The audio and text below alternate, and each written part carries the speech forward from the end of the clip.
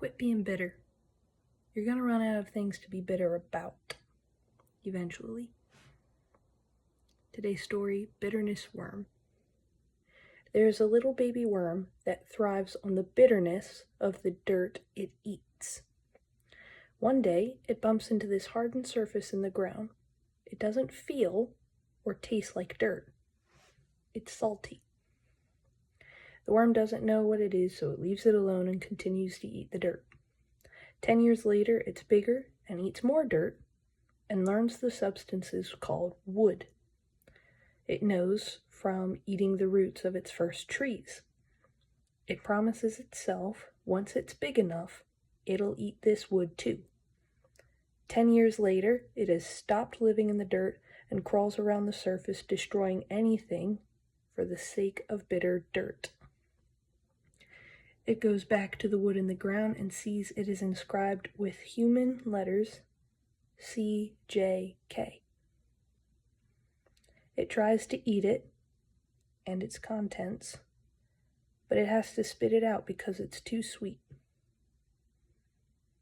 It moves on because, seemingly, there is endless bitterness to thrive on. 10 years later, it is dying of starvation because more of these salty, sweet wood things are taking up what little bitter dirt it has left. It dies eventually of starvation and curses the sweet things for not being bitter. It is difficult to be kind in hard situations, but Miss Erica Kirk is doing a wonderful job of it. And just so you know, this isn't a literal story.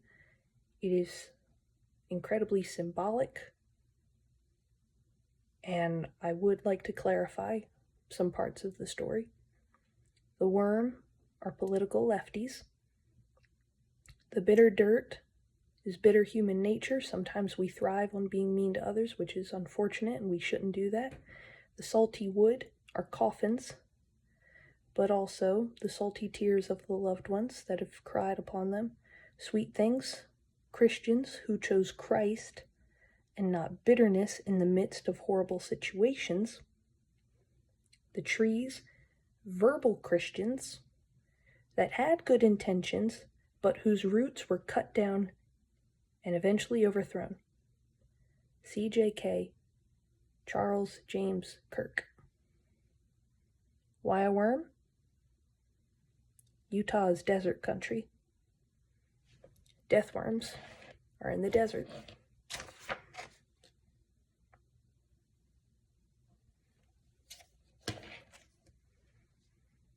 God wants something better for you.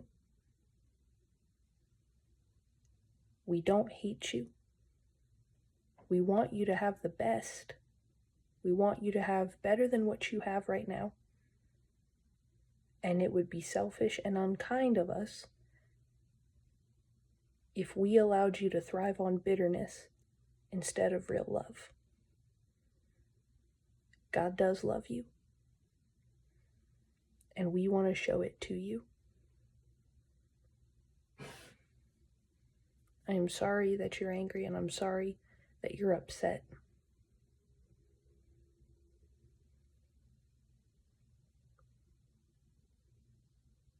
But please don't be. God does love you. And we care enough about you to tell you that.